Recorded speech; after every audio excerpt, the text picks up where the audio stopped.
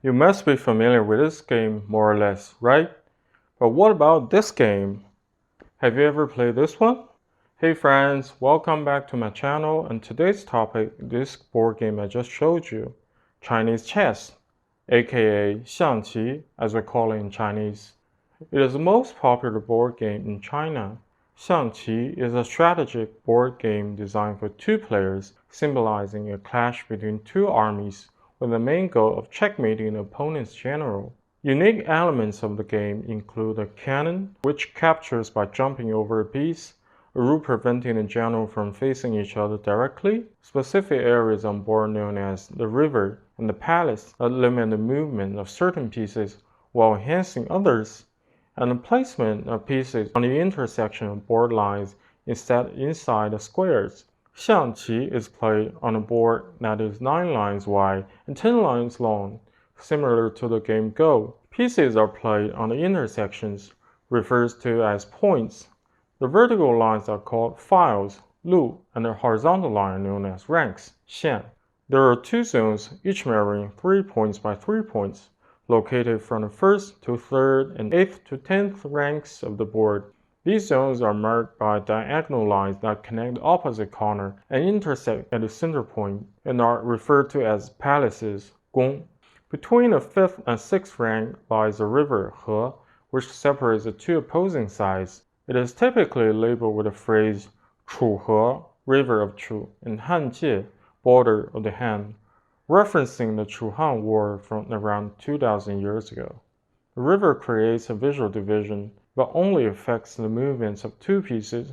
Soldiers gain an enhanced move after crossing it, and the elephants are unable to cross it. The pieces begin in the position shown in the diagram. Historically, the player who moves first has varied across different regions and periods in China. Some Xiangqi books suggest that either the black or red side moves first, while others refer to the sides as north and south, with the corresponding colors differing by source. In most modern tournaments, red typically moves first. Play take turns moving one piece from its current point to another point. Pieces generally cannot move through points occupied by other pieces, except for the cannon during its capture move. A piece can move to a point occupied by an enemy piece, capturing and removing the enemy piece from the board. Players cannot capture their own pieces. Pieces are not promoted, i.e. converted into other pieces, but soldiers gain the ability to move sideways after crossing the river. Most pieces capture by using their normal moves, while the cannon has a unique capture move discussed later. The game concludes when one player checkmates the other's general.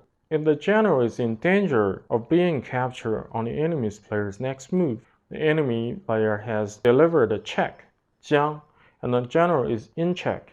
This should be announced. If the player cannot make a move to prevent the general's capture, it results in checkmate, jiangsi, meaning the player under such situation loses. Each player controls an army of 16 pieces, typically colored red and black. The pieces are flat, circular discs labeled or engraved with Chinese characters that identify the piece's type and colored to indicate ownership. The black pieces have characters differ slightly from those on the red pieces. In mainland China, most sets use traditional Chinese characters rather than simplified ones. Modern pieces are usually made of plastic, though wooden sets are also common, and more expensive sets may use jade. Historically, many sets were simple, unpainted wood carvings. To distinguish the pieces between two sides, characters were designed to be similar but slightly varied. This practice likely began when only one material was available to make the pieces, with no coloring material to differentiate the armies. The oldest known Xiangqi piece, a chariot, is housed at the Three Gorges Museum in Chongqing, China. Generals are labeled as Jiang on the black side and Shuai on the red side, and the two characters are synonyms, both meaning general. The general starts the game at the midpoint of the back edge within the palace. The general can move and capture one point orthogonally and cannot leave the palace, with one exception. The two generals are facing each other along the same file with no intervening pieces. The move called the flying general, Fei Jiang, can be executed, allowing the general to cross the board and capture the enemy's general. In practice, creating this situation will put a player in check, which is not permitted. Advisors are labeled 是 for black and 是 for red, with the characters being homophones that both meaning advisor. Advisors start a game position on either side of the general. They move and capture 1 point diagonally and cannot leave the palace, confining them to 5 points on the board. Elephants are labeled Xiang, meaning elephant for black, and Xiang, meaning minister for red, with both characters being homophones. Positioned next to the advisor, elephants move and capture exactly 2 points diagonally without jumping over intervening pieces. This move resembles the character Tian, meaning field, in relation to the board's squares. When an elephant is unable to move due to a diagonally adjacent piece, it is referred to as blocking the elephant's eye.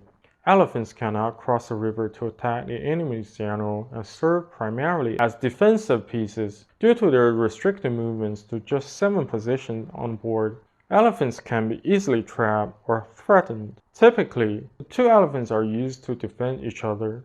Horses are labeled Ma for black and Ma for red, with the character having the same meaning in the horse and same pronunciation. Horses start a game next to the elephants on their outer flanks. A horse moves and captures 1 point orthogonally, followed by 1 point diagonally away from its original position. The move traditionally described as resembling the character 日. A horse's movements can be blocked by any piece located 1 point horizontally or vertically adjacent to it. An action refers to as hobbling the horse's leg. Since horses can be blocked, one player's horse may gain an asymmetric attack advantage. The opponent's horse is abstracted. Chariots are labeled 车 for black and 车 for red, with the characters being homophones and having the same meaning of chariot. In the context of Xiangqi, these characters are pronounced as 车. Chariots move and capture any distance orthogonally and without jumping over intervening pieces. They start a game at a corner of the board. Chariots are often considered the strongest pieces in the game due to their unrestricted movements and versatility.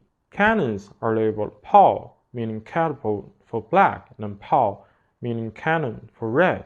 The homophones, the names have different meanings. In English, both pieces are typically referred to as cannons. Each player has 2 cannons, which start on the row behind the soldiers, 2 points in front of the horses. Cannon move like chariots, covering any distance orthogonally without jumping, but can only capture by jumping over a single piece of either color along their path of attack. The piece over which the cannon jumps is called 炮台, cannon platform. There can be any number of unoccupied spaces, including none, between the cannon, the platform, and the pieces to be captured. Cannons can be exchanged for horses immediately from their starting position.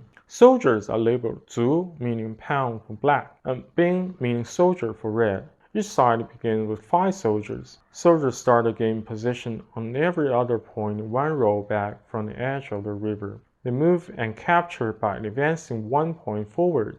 Once they cross the river, they gain the ability to move and capture 1 point horizontally as well. Soldiers cannot move backward, meaning they cannot retreat. However, upon reaching the last rank on the board, a soldier can still move sideways along the opponent's edge.